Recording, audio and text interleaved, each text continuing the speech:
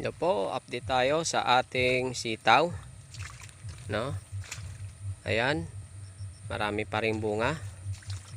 Pang 12 harvest na ito. Gaganda ng bunga. Ang hahaba at maraming kasunod, no? Maraming maliliit. At mag-harvest tayo ngayon.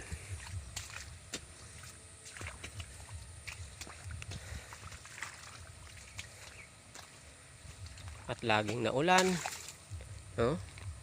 Laging naulan dito. Araw-araw, halos araw-araw na, kaya basang-basa ang ating lupa. So, salamat sa Panginoon ay parang hindi naman na apektuhan ang ating tanim na sitaw. May ma-harvest pa rin kahit papano. Ang gaganda.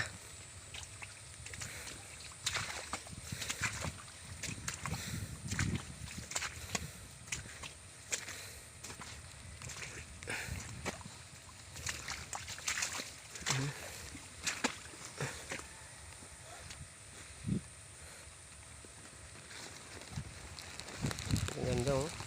Ayan guys, oh. Sunod-sunod ang bunga. Sa kabila.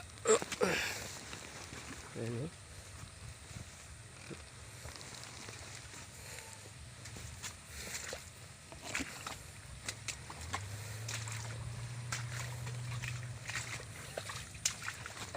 Ayan, oh. Ang haba na.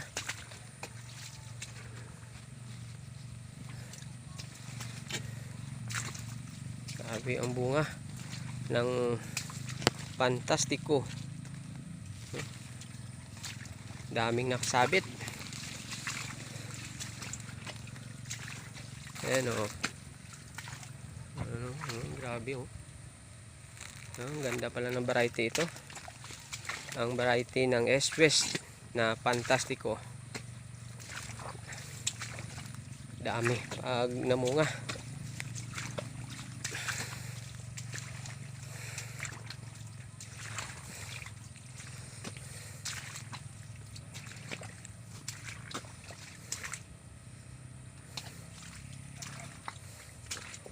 Hindi nga natin nadamuhan ito.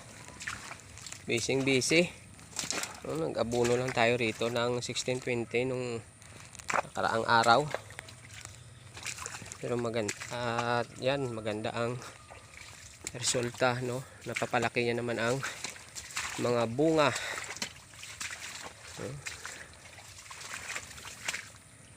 Yan, oh. Yan. Hanggang ilalim ang bunga.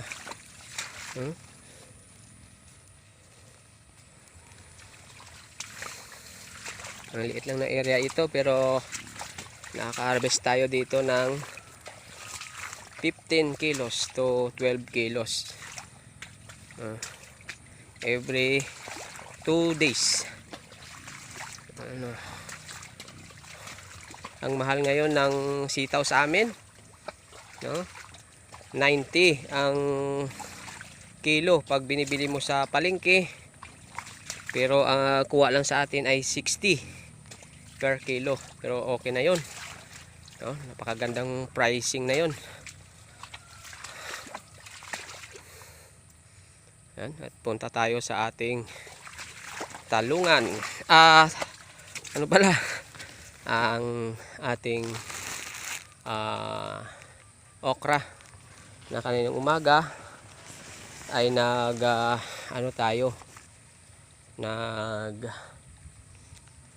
tanggal ng mga dahon kasi napakakapal na. Ayan ang ating takway. Nagkukumukuha tayo ng takway din dito. Ayan, sa kabila. Madamo lang kaso busy kasi kaya hindi na dadamuhan. Ayan ang ating okra.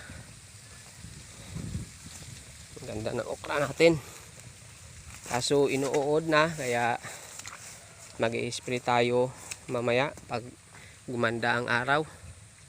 Gumanda ang panahon pala, no? Sana gumanda ng panahon para makapag-spray tayo kasi talagang inaatake na ng uod, no?